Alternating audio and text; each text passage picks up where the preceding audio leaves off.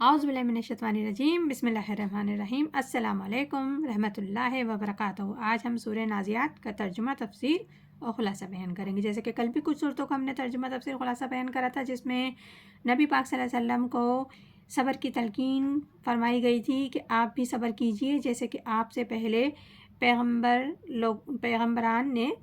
اور صبر کیا تھا، اور اس وقت کے مخالفین کفار نے جو اذیتیں پہنچائی تھی، تکلیفیں پہنچائی تھی، تو انہوں نے بھی صبر کا مظاہرہ کیا تھا، آپ بھی صبر کا مظاہرہ کیجئے۔ اور موسیٰ علیہ السلام کا پھر اللہ تعالیٰ نے قصہ آگے بیان فرمایا۔ ارشاد ربانی ہے، حل آتیک الحدیث موسیٰ، کیا پہنچی تجھ کو خبر بات موسیٰ کی، اذ نداہ ربہ بالوادی المقدس طویٰ، جب پکارا اس کو اس کے رب نے پاک میدان میں جس کا نام طویٰ ہے۔ اذهب الی فرعون انہ طغیٰ، جا فرعون کے پاس، اس نے سر اٹھایا ہے۔ یعنی کہ یہاں اللہ تعالیٰ نے نبی پاک صلی اللہ علیہ وسلم کو تسلی دیتے کے ساتھ فرمایا کہ تم کو خبر پہنچی، تم نے سنا ہے، موسیٰ علیہ السلام کا قصہ بیان فرما کے بتایا ہے کہ جب یاد کیا اس نے رب کو، تو پھر رب نے ان کو پکارا، تو پھر وہ رب کی ملاقات کو گئے تھے، مقدس وادی جس کا نام طویٰ ہے، وہاں گئے۔ اور یہ چھوٹی سی صورت ہے، اس میں مختصر سا بیان کیا گیا ہے قرآن پاک کی واقعہ، یہ واقعہ تفصیل سے آگے صورتوں میں مزید بیان ہوا ہے، یہ ابتدائی صورتوں میں سے ہے، تو اس لیے مختصر یہاں بیان کر رہے ہیں کہ جب حضرت موسیٰ علیہ السلام کو اللہ تعالیٰ نے وادی مقدس طویٰ میں بلایا اور اپنے احکامات موسیٰ علیہ السلام کو دیے، اور رب العزت نے حضرت موسیٰ علیہ السلام کو کہا جا فرعون کے پاس، تیرے پروردگار عالم نے ان کو اپنا رسول بنا کر فرعون کی طرف بھیجا، یعنی دین حق کی دعوت دینے کو کہا کہ فرعون کے پاس جاؤ اور دین حق کی دعوت دو، کیونکہ وہ بہت بڑا سرکش اور ظالم بن چکا ہے۔ آگے ارشاد ہوتا ہے، فقل حل لک ان الی تزکا، پھر کہے تیرا جی چاہتا ہے تو تو سنور جا۔ یعنی کہ فرعون کے پاس وہ گئے حضرت موسیٰ علیہ السلام اور کہا اس سے کہنے لگے تجھے اس بات کی خوشی ہوگی کہ تو درست ہو جائے، اپنے آپ کو پاک کر لے اور صاف کر لے، اور پھینک دے اپنے ارادے، اپنے عقائد، اپنے اعمال، اپنے کردار، یعنی کہ جو کچھ بھی تو نے اختیار کیا ہوا ہے، ظلم و بربریت اور لوگوں کے ساتھ جو تو کر رہا ہے، وہ سب کچھ پھینک دے۔ میں تیرے لیے ایک خوشخبری لے کر آیا ہوں، رب العزت کی طرف سے پیغام لایا ہوں، اگر تو وہ سن لے اور اپنے آپ کو سنوار لے تو تیری دنیا بدل سکتی ہے، اور تو ساری باتیں چھوڑ دے جو تو نے اختیار کی ہوئی ہیں، اپنائی ہوئی ہیں۔ تو ارشاد ربانی آگے ہو رہا ہے، ارشاد ربانی وَهَدَيْكَ إِلَىٰ رَبِّكَ فَتَغْشَىٰ، یعنی کہ اگر پھر تو یہ سب کچھ پھینک دے گا، یہ جو انہیں اپنا رکھا ہے اپنی زندگی میں، جو تیرے عقائد ہیں، ارادے ہیں اور طریقہ کار ہیں جو تو کر رہا ہے لوگوں کے ساتھ، یہ سب کچھ تو چھوڑ دیتا ہے، تو پھر میں تیری رہنمائی کروں گا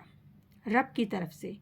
تاکہ تمہارے اندر بھی خشیت رب پیدا ہو جائے، اللہ تعالیٰ کا ڈر پیدا ہو جائے، اللہ تعالیٰ کا تقویٰ پیدا ہو جائے، اور تو ہدایت کی راستے پر گامزہ ہو جائے، اور میں تجھ کو تیرے رب کی طرف ذات و صفات کی رہنمائی کروں، تو اس کو سن کر اس سے ڈرنے لگے، اور پھر تیرے اس ڈر سے تیری درستگی ہو جائے، یعنی کہ تیرا کردار بالکل صحیح اور بہتر ہو جائے۔ آگے ارشاد ربانی ہے، فَأَرْهُ الْآيَاتِ الْكُبْرَىٰ، پھر رکھ دی اس کو وہ بڑی نشانی۔ عرض کیا یہ جو حکم اللہ تعالیٰ کا ہوا، پھر موسیٰ علیہ السلام نے یہ سب کچھ غرض کرنے کے بعد یہ حکم ربی سنایا حضرت موسیٰ علیہ السلام نے، کس کو؟ فرعون کو۔ اس کے پاس گئے اور جا کر پیغام ادا کیا، جو کچھ بھی رب العزت نے ان سے کہا اسی طریقے سے۔ پھر جب اس نے دلیل نبوت طلب کی، وہ سنی اس نے موسیٰ علیہ السلام کی ساری باتیں، وہ ساری باتیں سننے کے بعد کہنے لگا کہ تم اپنے آپ کو رسول کہہ رہے ہو اور پیغمبر بتا رہے ہو، تو کوئی نشانی ہے تمہارے پاس؟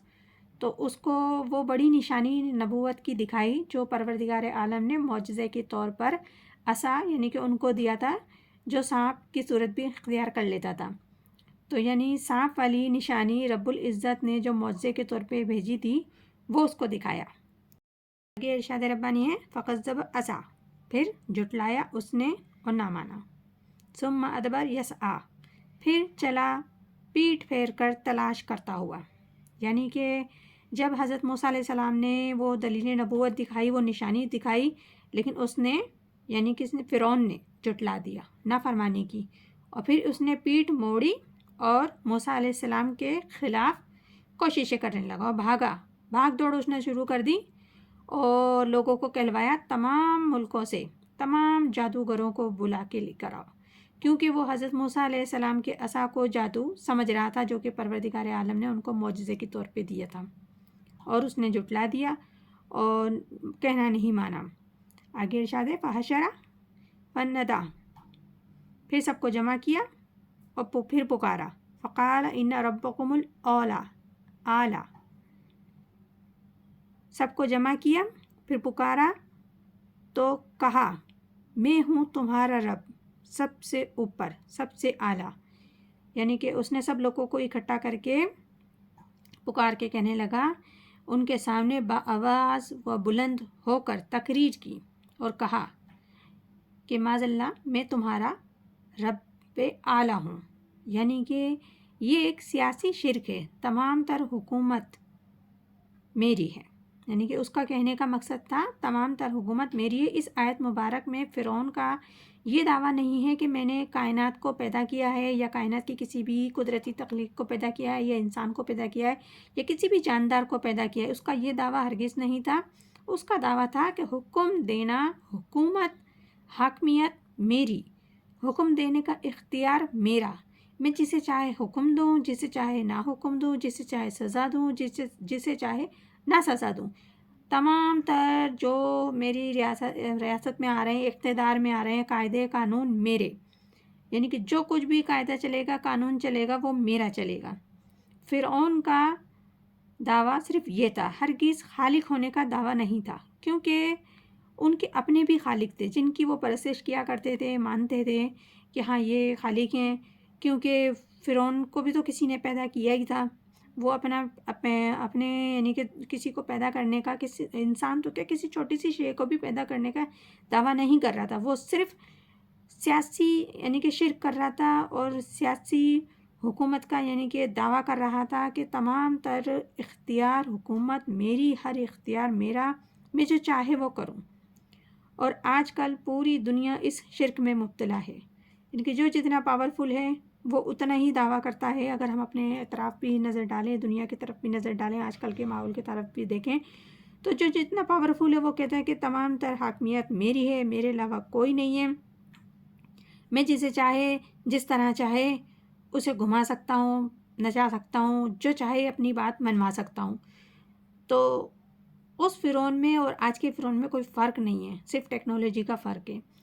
تو یہ سورہ نازعات ہے جو بھی ہم نے آپ کو بتائی اور فرعون کے دعوے بتائے، اور انشاءاللہ تعالیٰ اب آگے ہم مزید اس کا ترجمہ تفسیر کل بتائیں گے۔ اللہ تعالیٰ ہم سب کو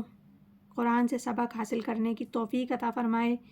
کہ اس دور میں نہیں، یہ اس دور کی صرف 1400 سال پہلے کی بات نہیں ہے، یہ آج کی بھی بات ہو رہی ہے،